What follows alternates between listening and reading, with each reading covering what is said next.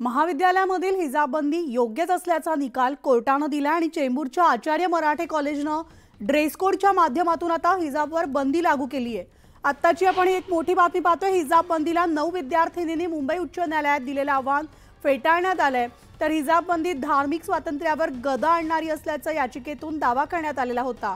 मात्र याचिकेमधील आरोपांचं कॉलेजकडून हायकोर्टात जोरदार खंडन करण्यात आलेलं असून कुठल्याही धार्मिक भावना दुखावण्याचा हेतू नसल्याचं कॉलेजच्या वतीने सांगण्यात येते।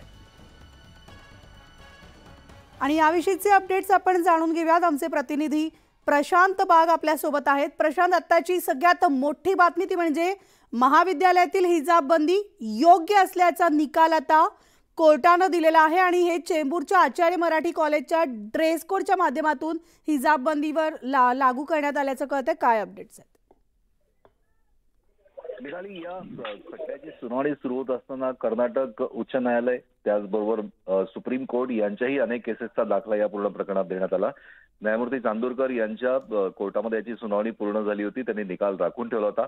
आज त्यांनी तो निकाल देताना जी भूमिका आचार्य मराठे कॉलेज चेंबूरचं आहे त्यांनी जी घेतली आहे ती अत्यंत योग्य आहे आणि हिजाब बंदी जी कॉलेज महाविद्यालयाने केलेली त्याचं त्यांनी समर्थन केलं। याचिका सुद्धा त्यांनी ती डिसमिस केलेली आहे। 9 विद्यार्थिनींनी जो आक्षेप घेतला होता कॉलेज आणखीन प्रशासनाने घेतलेल्या निर्णयाचा, याचा विरोध ज्यांनी केला होता ती याचिका सुद्धा त्यांनी फेटाळली आहे। महत्त्वाचं निरीक्षण या सगळ्या विषयामध्ये हे नोंदवण्यात आलेलं आहे की महाविद्यालयाच्या वतीने जो युक्तिवाद करण्यात आला होता, हिजाब बंदी ही पर्टिक्युलर फक्त एका रिलीजियस बाबतीत नाही तर कोणत्याही रिलीजियसच्या बाबतीत जे धार्मिकीकरण महाविद्यालयाचं व्हावं याला आमचा आक्षेप आहे। हा आक्षेप फक्त एका धर्मापुरता नाही तर हा सगळ्या धर्मांसाठी ड्रेस कोड जो आहे तो लागू आहे। कॉलेजमधलं वातावरण हे अधार्मिक असावं, आणखीन ते अत्यंत ट्रान्सपरंट पारदर्शक असावं, ही जी भूमिका कॉलेज महाविद्यालय प्रशासनानं हायकोर्टात मांडली। न्यायमूर्ती चांदोरकर यांनी ती भूमिका मान्य करत या 9 विद्यार्थिनींचा जो आक्षेप याचिका होती ती फेटाळली आहे, अक्षरशः डिसमिस सुद्धा केली आहे। आणि हा सगळ्यात महत्त्वाचा निर्णय आपल्याला नक्कीच मानला जातोय, कारण आपल्याला माहिती आहे की या विषयावर एक मोठं वादळ उठलं होतं।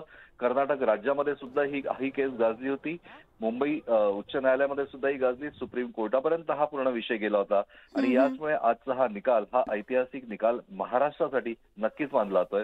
अर्थातच हा निकाल येत्या काळामध्ये अनेक महाविद्यालयांमध्ये हिजाब बंदी म्हणजे की यावर एक दिशादर्शक निकाल निश्चित ठरू शकतो। मिनाली, निश्चितच प्रशांत, धन्यवाद या सविस्तर माहितीसाठी।